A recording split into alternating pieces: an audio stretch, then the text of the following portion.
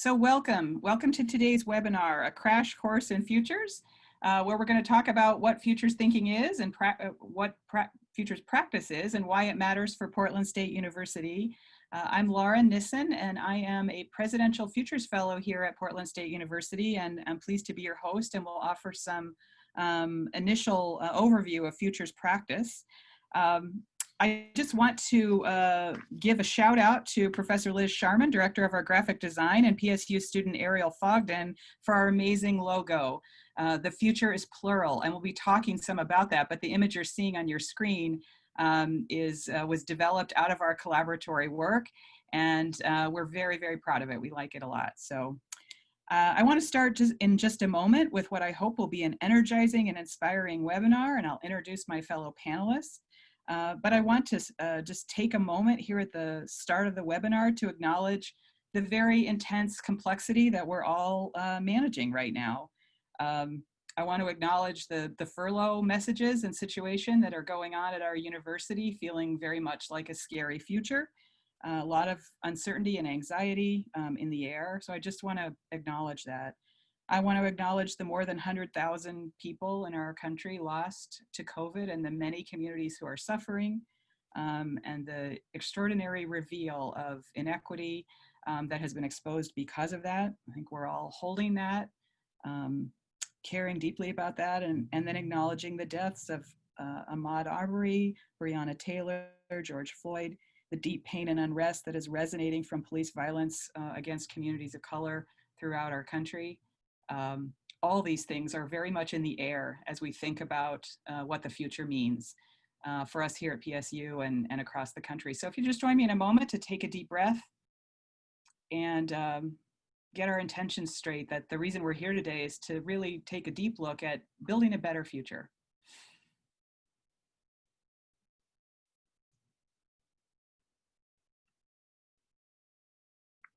So I am going to be joined by a couple of wonderful colleagues, Professor Yves Labissiere, Cynthia Gomez, and Jeanne Enders, who I'll introduce in more detail later, are all members of the collaboratory, and they're going to join in later for some quick remarks. I want to give you just a few little housekeeping guidelines. Please submit your questions to our presenters by using the Q&A feature in Zoom. Selected questions will be read aloud and addressed by the host and panelists during the Q&A period. Please keep submitting questions using that throughout, and we will try to get to as many of them as we can. And thank you for joining today's webinar. We'll actually have another webinar next week, and then a really special one 2 weeks from today with Professor Ruha Benjamin. So we have a registration link that will also be in the comments, and we'll have an evaluation form in the comments as well. So I'm going to jump in and just talk to you about what futures practice is all about before I turn it over to my very capable colleagues. Of course, COVID-19 is our big futures teacher right now. It has been teaching us that the future is here. It's a future that many worried about, many predicted. It's a future that's complicated and in many ways very unpredictable, unevenly distributed. In order to navigate it, we probably need new ways to operate. Futures thinking, we believe, provides that possible framework. So let's go into the future, and we'll share with you some lessons from our journey. There are very important questions facing PSU right now, as you all know. What does being ready for the future mean right now at this moment in history? What does it mean in general for higher ed and for PSU specifically? What does the future need from universities? What does it need from us? What do universities of the future look like? How are they like and unlike what we do now? What's most important to protect as evolution, devolution, threats, and opportunities inevitably happen and appear? And what are different scenarios for how the future might play out, including positive, negative, transformational, and can we plan for several of them at the same time? Of course, we have to. Futures thinking is about deepening and strengthening the ability to anticipate and imagine in new ways. It's about committing to reduce short-termism in our immediate and extended circles of influence. Futures thinking asks, how can we make better decisions? How do we have a deeper commitment to exploring unintended consequences of our decisions, but also underdeveloped possibilities? It's also about resisting powerful actors who dictate what the future is going to be in favor of increasing the agency and democracy in co-constructing those desired futures while protecting and resisting undesired futures. Futures work is not neutral, it's powerful. Who gets to wield that power, and is it democratic? Increasing questions being asked. The photo on the right is us learning and talking with Walida Imarasha, one of our early sessions. So futures thinking that connects the past, the present, and the future, helps us learn from the past, make sense of the present as we deal with it, helps us unlearn our way of thinking about what is and isn't possible. And the veil between those things is especially porous right now. I think there are many things happening that we would have 6 months ago said that's impossible, but it's happening. Futures thinking offers an opportunity for us to take a deep bow to an indigenous lens and lean into pluralist and anti-oppressive democratic processes. Many futures ideas come from indigenous thought. I always like to underscore that. It helps us make better decisions, deepen that collective ability to anticipate more effectively and be more agile during periods of rapid change and transition. So some principles of the future that are really important. The first one is where we got our logo. The future is plural. Many scenarios are possible. The future is not set. The future is a combination of alternative futures: positive, possible, plausible, probable, and preferable. It's open. Nobody has control of the future. The future is fuzzy. And of course, we can't know exactly how it's going to happen. So our foresight is always imperfect and limited. The future is surprising. It's not always smooth or continuous. Sometimes it arrives in unexpected ways. But the future is also not surprising. Sometimes the future is boring. The future is fast. It's always accelerating. But a lot of it is also slow. Accelerating change gets all the attention, but a balance is also slow, plodding, and predictable. Futurists work on a variety of scales and dimensions. So some futures practice is going on related to the future of issues like social change, the future of work, the future of organizational life, cities, technology, identity, entertainment and sports, racism, equity, coupling and relationships, well-being, trust, political life and democracy, war and peace, in addition to a whole host of business sorts of issues. But futurists are also working on the future of professions. So what is the future of being a physician, or the future of being a nurse, all health professions? The future of education is being debated and developed as we speak, not just in K-12, but in higher ed too, and we'll chat about that in a second. The future of law, the future of journalism, architecture, divinity, all of these are areas. And then there's even people working on such topics as the future of power, charting and mapping and theorizing, but also researching on how power is shifting from hierarchical models to more distributed or network-based models, and not just one kind of network, but over on the right, lots of different kinds of networks. This is actually a great book I highly recommend that is directly about this. So if you're interested in that topic, I highly recommend. I think it's a very important book. And it's not all, this book isn't just about that sort of shift of power is not a good thing or a bad thing. It's simply happening. And then, of course, futures voices challenge all kinds of dominant narratives about what's happening. So this is just a selection of some of the things we've been reading and talking about. The book on the upper right-hand side, Ruha Benjamin, Race After Technology, fabulous, important book that's just come out this last year, and she will be our final speaker in a couple weeks. So what is futures practice? Well, it's something individuals do. They network with other futurists. It's something groups or collectives do in teams. It's something organizations do. The Red Cross, AARP, World Bank, Twitter, the Federal Foresight Network. These are all large organizations or groups of organizations that do futures practice. And it's also something even countries do, or groups of countries: Scotland, Finland, the European Futures Network, United Nations, just to name a few of the more governmental arms of futures practice, which is all quite fascinating. Futurists apply theories, ethics, practices, and discipline studies of social science to increase foresightfulness and make better, thoughtful decisions together. Deepen that readiness, deepen anticipation, agency, agility, intelligence, and imagination to the problems of today to increase the possibilities for a better future. Futures work challenges our sensibilities, and I think this is going to be important for us at PSU. It challenges our sensibilities that an orderly flow from now to the future will occur. The future is messy, and futures work helps to sort that out and develop a sense of collective agency through analytic, creative engagement techniques. What's around the next corner, and are we ready? Our narratives really matter. So on the left is a sort of a narrative that I think a lot of us are feeling. A lot of us feel it in our chest. We feel like the future is coming. We are the little boat, and here it comes. But I think futures work tries to really shift that narrative because while of course there are many huge variables that are out of our control, there are many variables that are in our control. And to maybe shift to a set of metaphors that have to do more with, say, kayaking, that traditional levers of orienting may not work. We may not just go in a forward motion. The wind may not be at our back.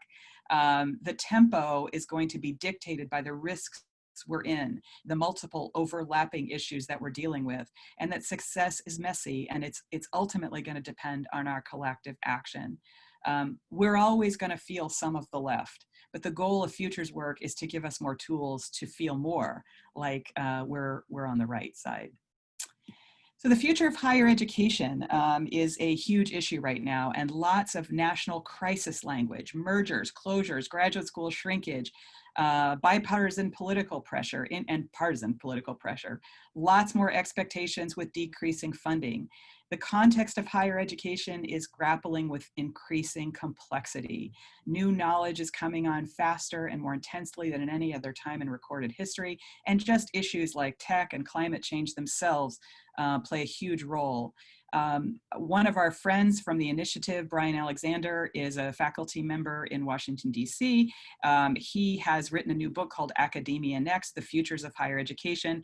You'll be able to look at this slide later, but this is essentially how he organizes the higher education crisis. We've met with him, we've been coached by him, and we've been complimented by him on what we're doing. He's been a real friend to our initiative, and we are very respectful of his work. So what he says, and what all folks working in this space are saying, is that what's coming next in higher ed is new forms, new formats, new players, credentials, tools, risks. How will we prepare? Our answer at the Collaboratory is that we dive in together, we learn, we explore, we build and challenge ourselves to get ready, and to get ready to participate in creating the kind of future we want. Dealing with extraordinary change is not optional. Marie Conway, another futurist that we've looked at, talks about contested ideas and possible futures for the university. Universities come from a traditional framework where a university was sort of left alone, that classical idea, to evolve to more of a managerial idea that universities can't manage themselves and that they need to be managed, they need to obey the rules. And that really caught fire with the kind of neoliberal era that we're in, that institutions of higher learning had to be carefully calibrated and managed.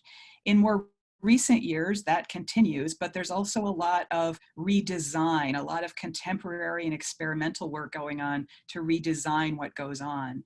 And Marie and many other futures thinkers are asking the question, with the prevalence of information around us in the world and flowing as freely as it is, what is the future of the university? Is it possible that such radical displacement will happen that universities are no longer needed or wanted? She says if today's discourse continues to draw only on the university's past and present, traditional and managerial, the full range of possible futures will not be made visible. The discourse will continue to privilege the future embedded in the managerial idea, and the university as an institution risks being blindsided by societal and historical change. That got published in January, so amazing. She's a good futurist. This isn't superficial positive thinking. This is deeper, disciplined mental shifting. There are new ethics to consider, new equity equations to imagine and attend to.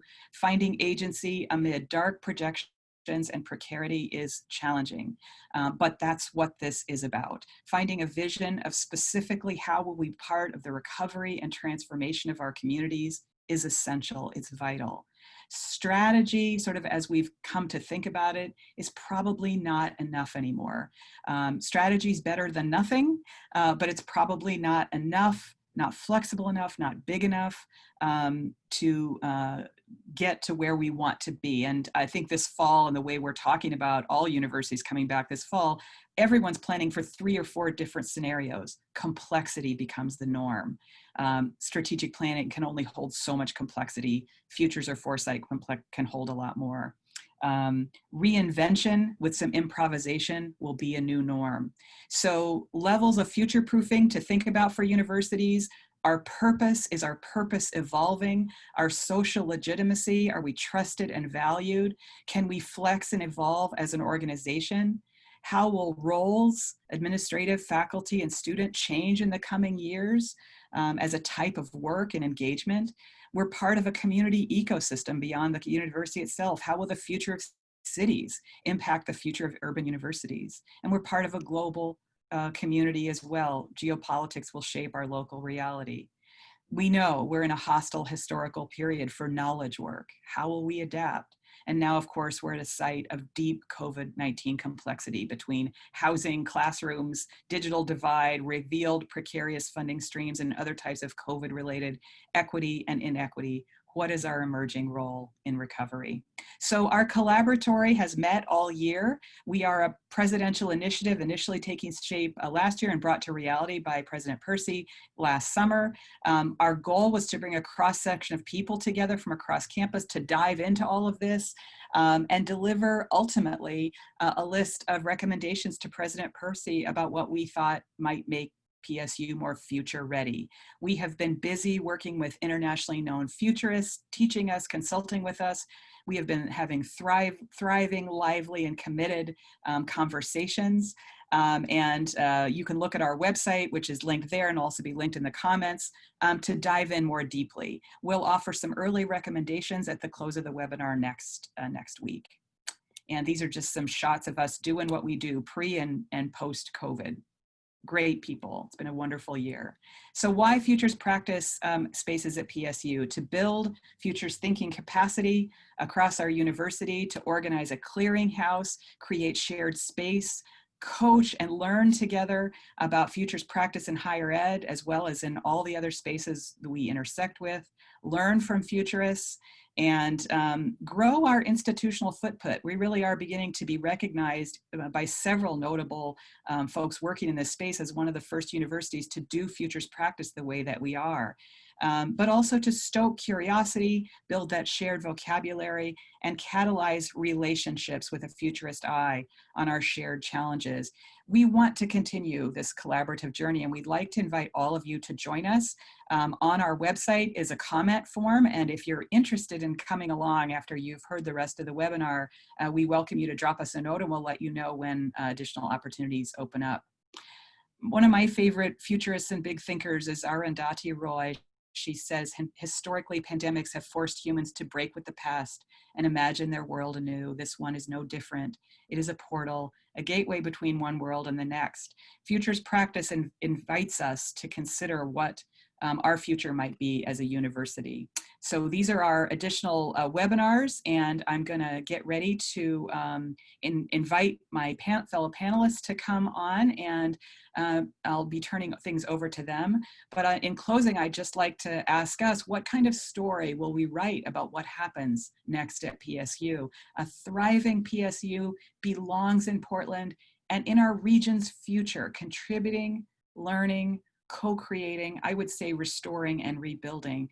Please visit our website. And with that, I'm going to welcome our first panelist, Yves Labissiere, Associate Professor of Public Health and a member of the PSU Board of Trustees. He and all our panelists will be sharing a few thoughts. Next up, we'll have Cynthia Gomez, who is the Executive Director of PSU's Cultural Resource Center and a faculty member in University Studies, and Jeanne Enders, who's a professor of business. With that, I will invite my fellow panelists to join in the conversation. Yves?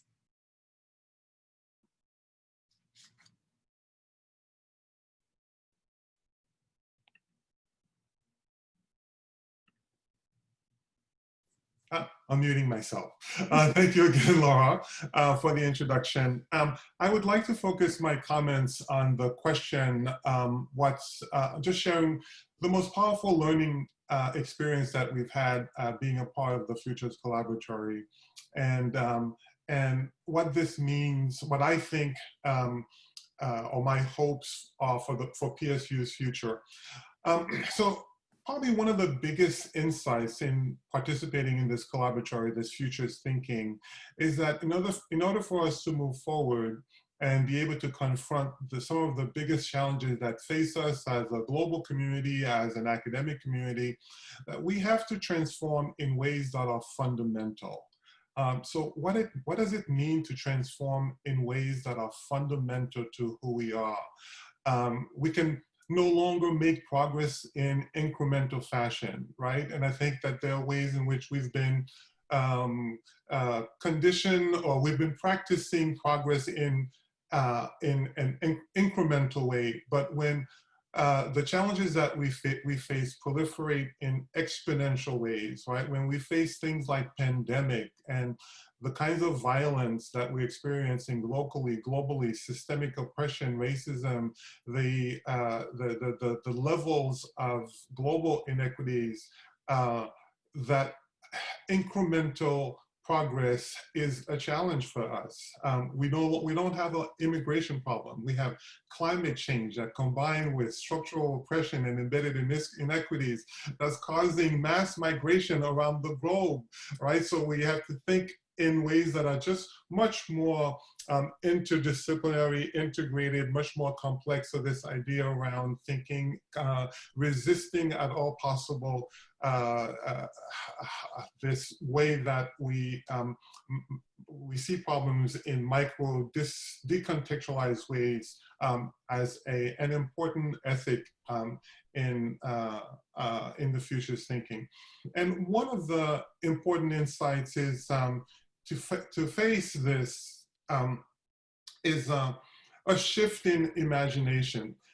In the past 10 years, there's been so much research on seeing things in transformation that involve a shift in mindset. Mindset research is probably one of the hottest topic in research in the social sciences now. Changing our culture, changing our language, changing our imagination. A really moving talk was that our collaboratory experience was Walida Amarasha's talk on imagination. So she's leading this conversation around how do we change our imagination. I see that the work that she's doing takes this idea of imagination and design, makes the point that the kinds of structures and systems that we have were created with a particular imagination, with a particular design. It's almost like they were designed to be. And undoing those, we have to transform our imagination. We have to design differently. And so the collaboratory has been an antidote or an example of how we can do that work. And the first thing that I think it calls for is challenging one of the ways in which that we are organized. We are organized in disciplines, we are organized in departments, we organize in very, very siloed ways, and there are ways in which our current organization, how we do business, how we compartmentalize ourselves, our practice, our knowledge, is the exact opposite of what we need to move forward. So this idea of participating in a collaboratory whose goal is to bring people, to intentionally break the silos, to develop community together, to develop the dispositions, the capacity, the kind of openness that we need to begin cultivating that shared imagination, shared language. As soon as we start doing the work, we recognize, you connect to the significance of featuring, I think it's a new mindsets, new habits of minds and practice. And one of those new habits of minds and practice, I know we've been talking a lot about habits of mind, is that of humility and compassion. I think the next thought in futures thinking moves us into a way of being that really features humility and compassion. Lets us connect to, we must embrace the possibility that we have to question or maybe even let go some things that have been fundamental to us. And that, and it's very difficult, I think, to do this in isolation. But the experience of being in community where we get to name the things that are broken, for example, the silos, and we get to talk about how siloing moving forward is itself a risk. I think that allows us to cultivate the courage to move forward in ways that are, to take risks, and when we take risk in community, it just feels that that we are supported in the results of the risk, whether they lead to setbacks, but we can experience them together. Another talk that was really moving was, we got a chance to talk with Brian Alexander, a futurist who wrote Academia Next. And as Laura mentioned, during Brian's talk, he kind of laid out some of big challenges facing higher education, a lot of the challenges that we know of. But Brian studies trends that are happening nationally and globally, trends that are offering new ways of operating in higher ed. And we had the luxury of having Brian for almost a 2-hour talk. And I would say that the first hour and a half of his talk, where he's really describing what we're experiencing here at PSU, that in terms of the challenges that we face. And as he is listing them, there is this connecting to how significant the challenges are individually, but it's this cumulative fashion. And I just felt myself, and I was just sinking into my seat and feeling just the weightiness of this.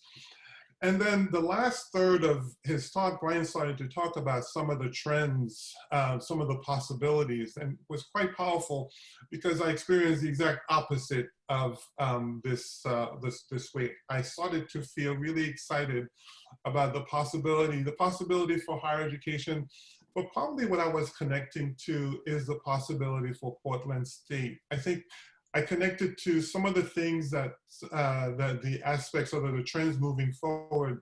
As Brian listed them off, they are the kinds of features of the learning experience that I think we at PSU have been featuring. The let knowledge serve the city, our ethos, the way in which so much of what we do is embedded in community. The way that we fundamentally challenge the siloing of knowledge in our interdisciplinary spaces. So as he started to list those things, maybe in my time at PSU, I recognize that we're just really scratching the surface of our potential. And I left feeling so hopeful that if we can deliver and realize what is possible, the ways that we have positioned ourselves as an institution embedded within a community, that we are an institution that's ready that has the capacity to move into a future and create something that is powerful in terms of how it is that people and how we support people to be the very best their full selves, and how we make progress in some of our wicked problems that we're facing. So the collaboratory has left me feeling much more hopeful about the future of Portland State. I'll stop here. Thank you so much, Yves. Really appreciate that. Cynthia? Thank you. I want to start by saying thank you so much. Muchísimas gracias. Me da mucho gusto y orgullo estar aquí con todos ustedes.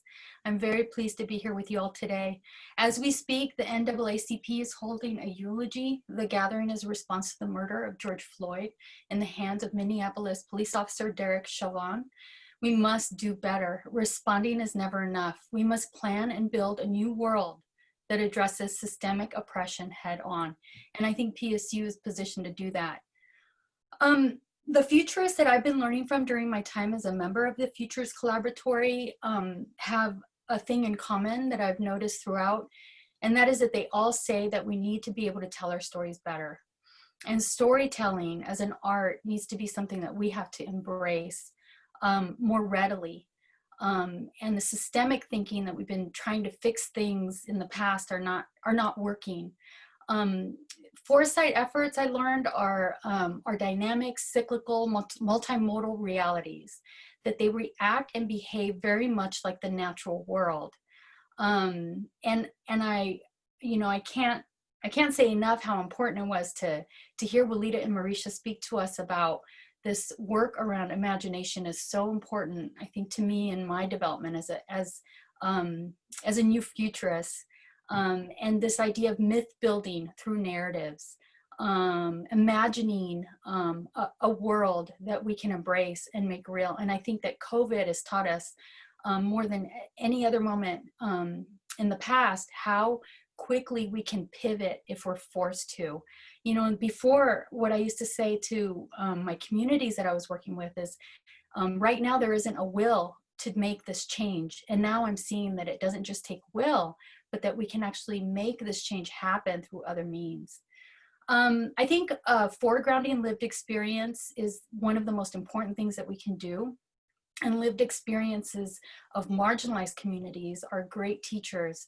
And those lived experiences, if we can foreground them and if we can lift them up, I think have a tremendous potential in helping us shape who we want to be as an institution moving forward. And in my communities, in the cultural resource centers, working in the Native American Student and Community Center, in the Pan-African Commons, the Pacific Islander Asian American Student Center, in La Casa Latina, in the Multicultural Center, and the newly formed Middle Eastern, North African, South Asian Student Center, I see these spaces as mini representations of the larger communities that we are in, our nations, our regions, our cultures, our states. These communities that I've been working with, that I've had the privilege to work with these last 8 years, really do represent what's going on in the larger communities. And I think we all have that in our circles, and we just need to tap into that. How do we embrace a VUCA world? That's something else that I learned. VUCA stands for volatile, uncertain, complex, and ambiguous. I think I've heard the word ambiguity like 100 times since I've been in this collaboratory. So it's something that we have to embrace is ambiguity. And I think that as being a newly, I'm a member of class of 2020. I just defended my thesis a few weeks ago. I have a Master's of Fine Art in creative writing nonfiction, and this art form of storytelling, I want to say is incredibly powerful, and I'm learning fits perfectly into what we need to do moving forward in this futures work. Art is where we can navigate nuance and ambiguity. Poetry thrives on the ambiguity of our language and our diversity. And stories are real. They have agency in the world. They're not, these stories that we tell each other, that we amplify, that we foreground, really have a very powerful way of moving us forward in the good ways that we need to move forward. And I think that at PSU, this means that we have to start working together more. We've been doing a lot of work around STEAM. We need to highlight art, the A in STEAM. I think, you know, one of the things that I've learned in working with Generation Z, Gen Z, they thrive in an experiential learning environment. I think university studies is an excellent way where we see project-based learning, constructivist learning, interdisciplinary learning can be quite powerful. And other departments do this quite well as well. Gen Z, they don't see technology as a tool. They see it as a regular part of life. And they're also very pragmatic and skeptical. So, you know, how do we engage this community that's really done with our bureaucratic systems, these systems that hold up change and that prevent us from leveling playing fields, and they prevent us from thinking of different structures that aren't as hierarchical, that maybe can be a little more flattened. And I think COVID has taught us that we can do that. We can make change. One of the projects that I'm doing for the Futures Collaboratory is that we are gathering student voices. There is here's the link we're going to share. Please share it with your students. And we're gathering feedback from students about how they want to co-build this new reality with us. And hopefully we can get some of your students, and some students out there who are listening can respond to this. Institutions are like glasses. They are tainted with tendencies and biases. So how can we look at those tendencies and biases in a different way? How can we take off those glasses and see what's really going on? And I think that's through listening to stories. Thank you so much. Thank you. That was wonderful. Appreciate that. Very meaningful. Jeanne, welcome. Thank you. I'm just going to share a slide. Evidently, it's the way I like to communicate. I'm hoping you can see it in a moment. Let's see. I just wanted to talk briefly about the value from this program to me personally, to kind of help you understand the result of the program and the process, the experience we had. So in terms of teaching, I found that the frameworks I learned in this course in this experience were extremely helpful to bring into my classroom teaching business ethics, leadership, and innovation. And I remember our dean, when he first took his role, he said, you know, we got to be teaching students tomorrow's knowledge, not just yesterday's. And it was so delightful to be exposed to frameworks in such a clear and meaningful way that they sort of got incorporated into our DNA and became part of what we teach. So, for example, this is a slide I used today in a panel presentation with small business leaders.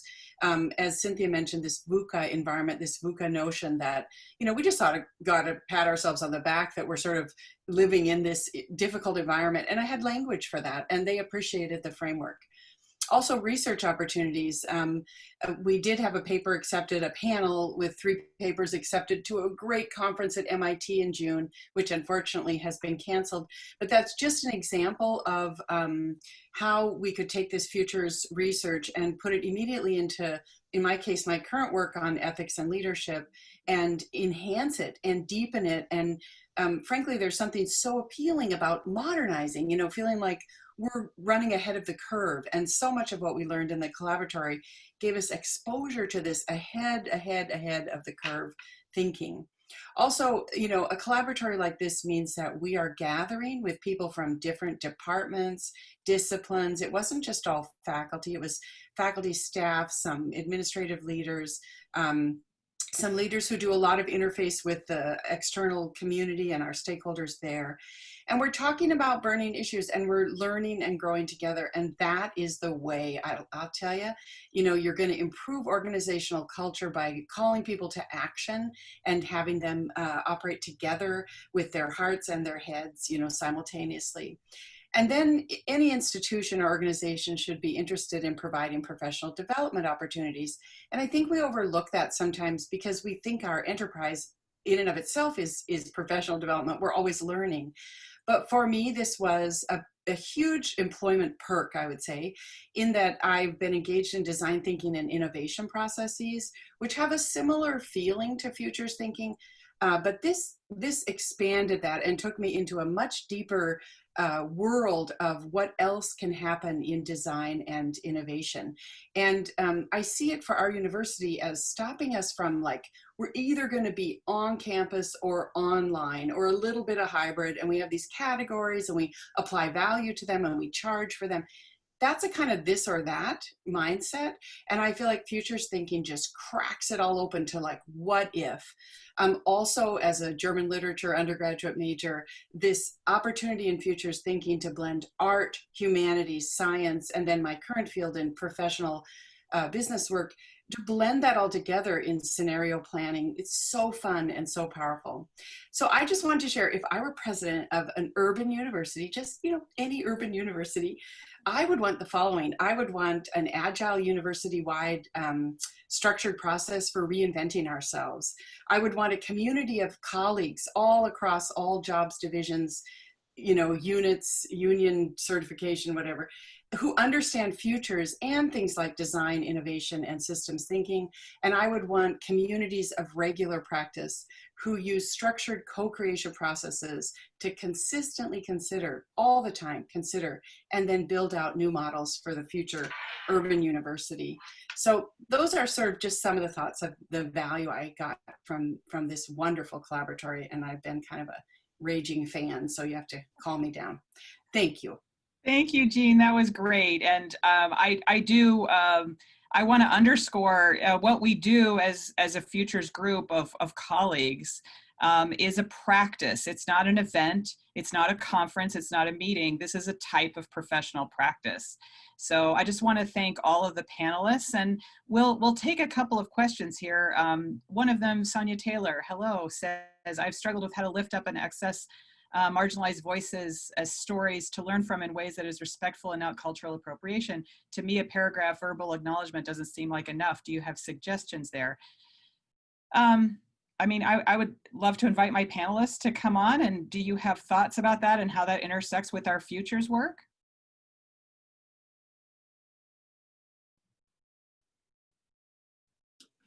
Can you repeat the question?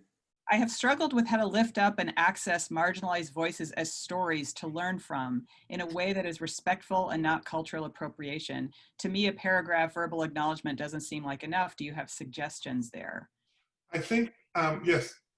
I think one of the challenges with it, Sonia, is that we don't have the habit of doing it. And because we lack the habit of doing it, when it happens, it can often seem a bit off, misplaced, surprise. I think part of it is developing, this is a practice, like elevating marginalized voices that becomes a way that we operate. So if we can begin to practice the ethic, when it happens, students will not experience it as stigmatizing. Rather, they'll see it as a deeper principle that we are trying to elevate.